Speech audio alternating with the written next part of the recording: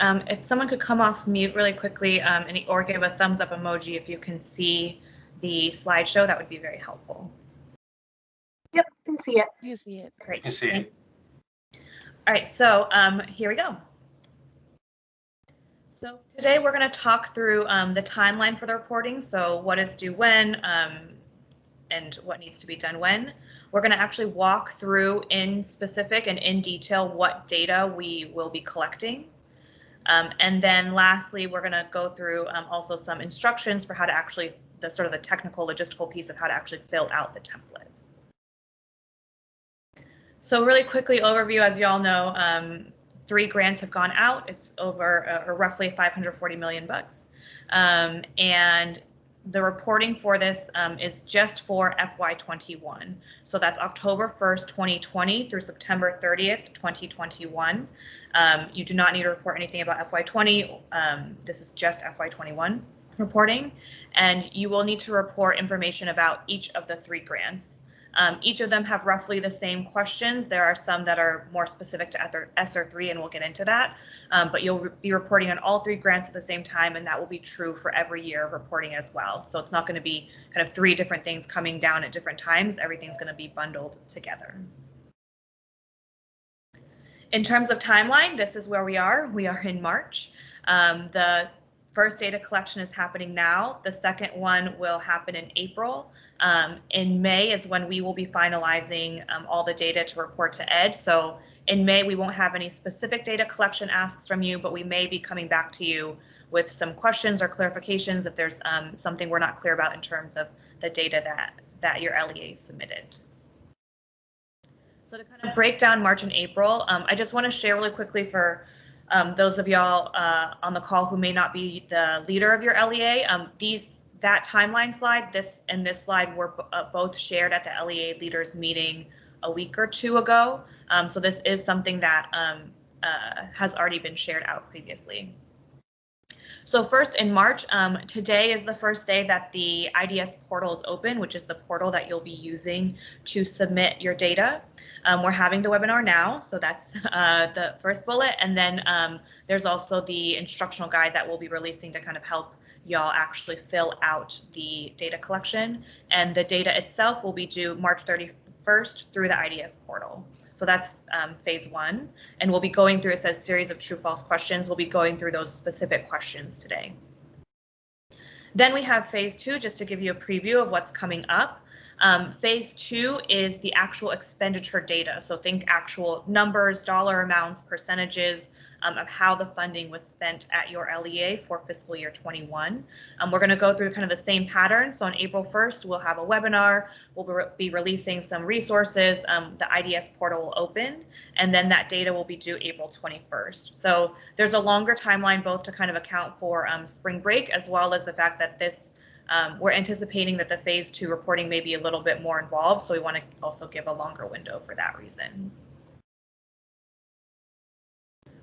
To give you a sense of like how much time is this going to take me, the IDS portal, if you've used it before, is very user friendly. It is not EGMS, and so the actual mechanics of working in the system should really not take you that much time. The actual reporting itself, we would anticipate a max of 2 hours to actually get all the information in there, and sort of the bulk of that work in that sense. So just so to give you a sense of how to plan your time, here's what you can expect. All right, so now we're going to get into like what do you actually need to report, what information, what questions will actually be asked.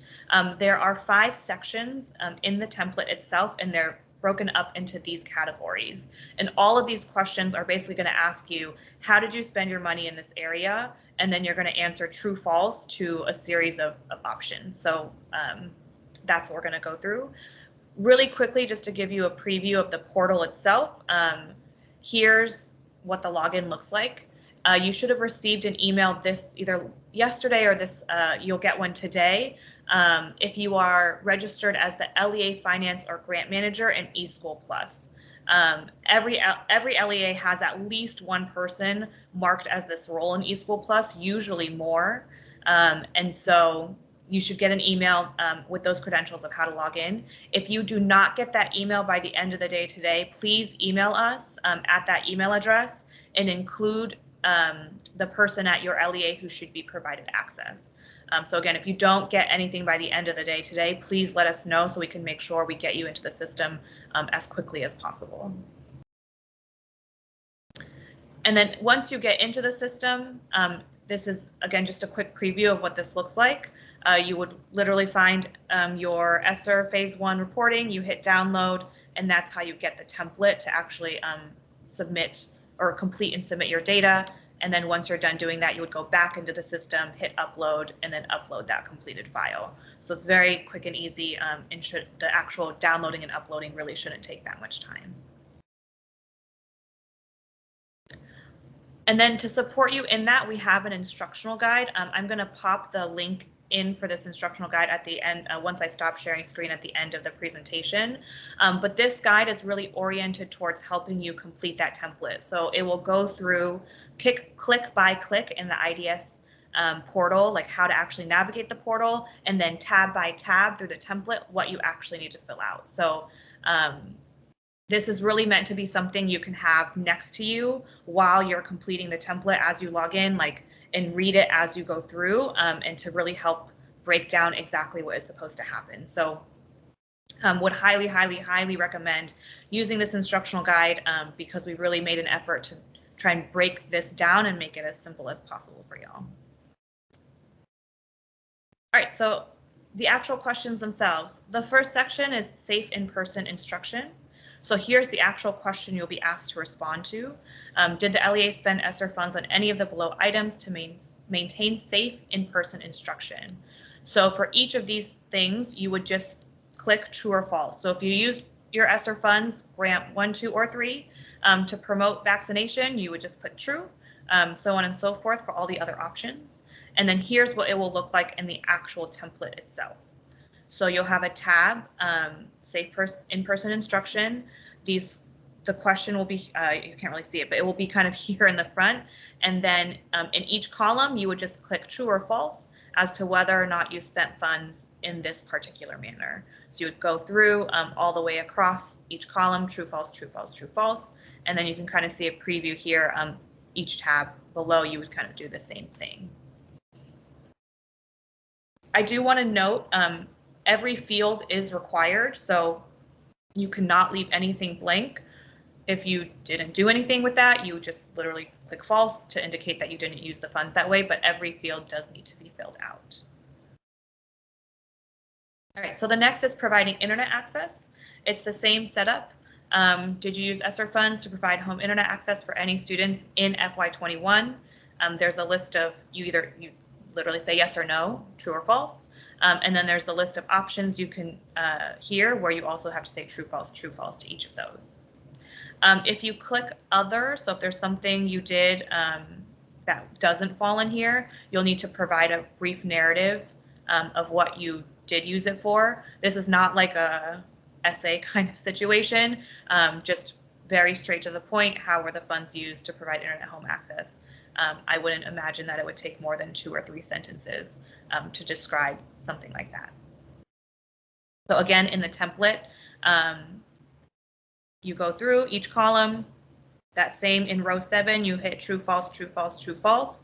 Remember that every field is required. So, if you didn't do anything for other, you would just hit false. And then for the narrative piece, right, if you hit other and you hit, if you have no for other, then obviously you don't have a narrative for what you did. So you would just hit type NA or something to that effect, just to make sure every field is filled out so that your template can be submitted successfully. All right, next is Reengaging Students. So again, I feel like I'm repeating the same thing over and over again. It's the same setup. True, false, did you seek to re-engage students with poor attendance or participation, true or false? And if true, you would need to put true on one or more of these strategies. If false, then you would include false for each of these. So again, the setup of the template is exactly the same as the previous 2 sections. Row 7, you just do true, false across the board for each of these options. The next one is allocation of ESSER resources.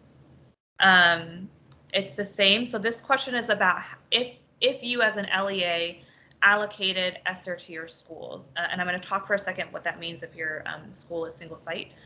So if you used more than one of these strategies, so for example, if you took into account stakeholder and community input for how you distributed ESSER funds amongst your schools, and you took into consideration Title I status, you can hit true. You should put true for both of those. So as many sort of as these criteria as you use to make that decision, you should put true for. And then again, if none of these were part of your determining process and it was something else, you would hit true on other and then describe that whatever process y'all used. If you're single site, the answer is you're not distributing ESSER in that way, right? Because you have one school. So most likely, unless you kind of made some clear decisionings between like your central office and the school portion, how that was divided, and if any of these came into play for that, I would hit false across the board, as that would be probably most relevant to a single site LEA. So again, this is what the template itself, that particular tab looks like, and the same deal, just true, false across each of the responses. Lastly, we have the ARP ESSER mandatory requirement. So this is specifically in reference to the evidence-based interventions. So if you remember, you have to spend a minimum of 20% of your total allocation on evidence-based interventions in your ESSER 3 ARP grant. This can be used for evidence-based interventions that respond to students' social, emotional, and academic needs. So it can be used in a variety of ways as long as it's an evidence-based intervention. So there is a specific question focused on this particular requirement in the template, and that this is the one question that requires a little bit of narrative. So there is a portion here where you can see you put true, false, right? So if you used FY21 funds in this way, for summer learning or summer enrichment, you would put true. If not for after school programs, put false, et cetera, et cetera. And then at the end, there is you do need to put in a narrative to actually describe the interventions that you implemented for FY21. So feel free to pull from your ESSER 3 application.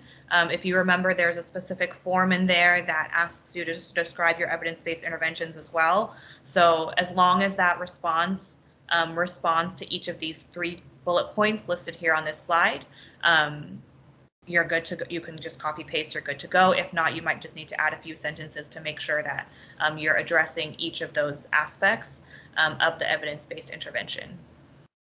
I also know that some folks on this call may have not actually touched their ESSER 3 ARP funds yet.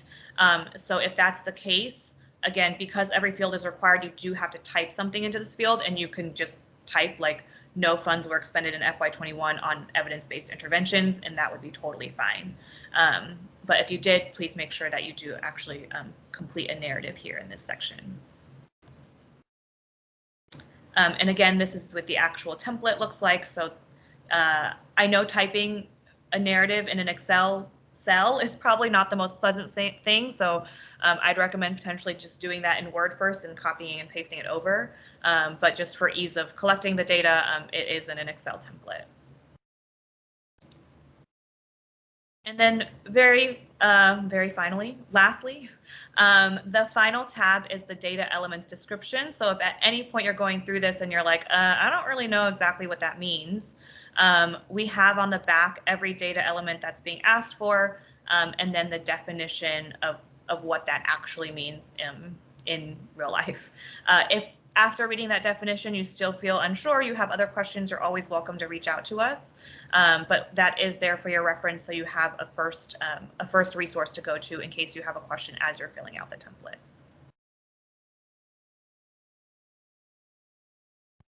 All right, so really quickly, we are going to pre-populate certain sections of the template for you. What we went through today is just the parts that we need you to fill out, but when you download the template, you will see some fields that we've already filled out around like your total allocation, your DUNS number, all those kinds of things that we have kind of on hand and can easily just code into the template we have already done.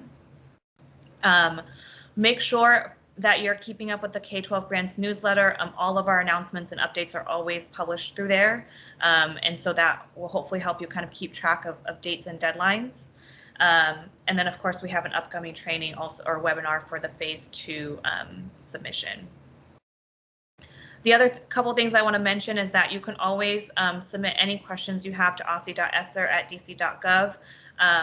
That is a real email inbox with a real person. Yasmin, I don't know if you're on camera or off camera, if you want to wave. Yasmin is the one who staffs that, so we do actually check that regularly and will respond to you. Don't feel like just because it's an email address without somebody's name, it's going into the void of the internet. It is not. And then we'll also be offering office hours. So they'll be virtual, they'll be on Teams. You can sign up for a time slot and kind of ask your questions in person if you feel like that's a better way for you to learn and understand something. We'll be announcing through the K-12 grants newsletter when the office hours will be, how to sign up, and all the logistics around that. All right, so I'm gonna take myself off screen share and see if there's any questions in the chat. And I'm also going to drop the link for the instructional guide into the chat as well. You can kind of see it here, but I'm gonna drop this in so that you can access it now. We will have it posted to the website later, but the portal is open now. So if you want to get a jump start and start looking through that, I want y'all to make sure you have access to it.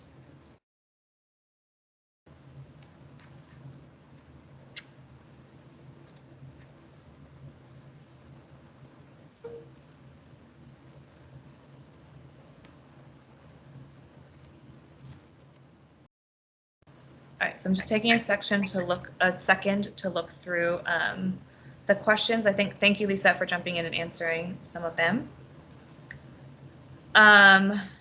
Yes, John, your question, if we carried over funds, yes, you do still need to complete the tab. You would just probably put false, false, false across the board. The specific dates, I think Lisette responded to, and then where can you register for the April 1st webinar? That will, we're going to be posting this slide deck I don't have words today. I cannot make sentences. We'll be posting this slide deck on the OSSI Recovery Funding website. And in the deck, you'll see the slide that I showed at the beginning with the breakdown of phase 1 and phase 2. The registration link is on that particular slide. We'll also be announcing that through the K-12 grants newsletter of so the registration link will be in that blurb as well. So it'll be in both of those places. Oh, thank you, Allison. Allison also dropped the form in the registration form in the chat right now. So you can also just sign up right now. And we would love to see you there.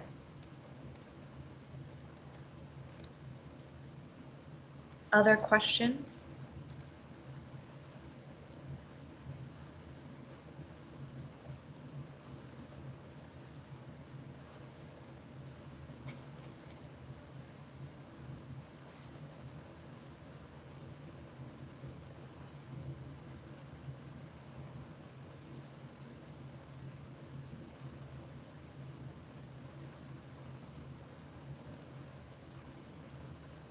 All right, great. I do just also want to mention really quickly, you know, we definitely understand how much work these grants have been.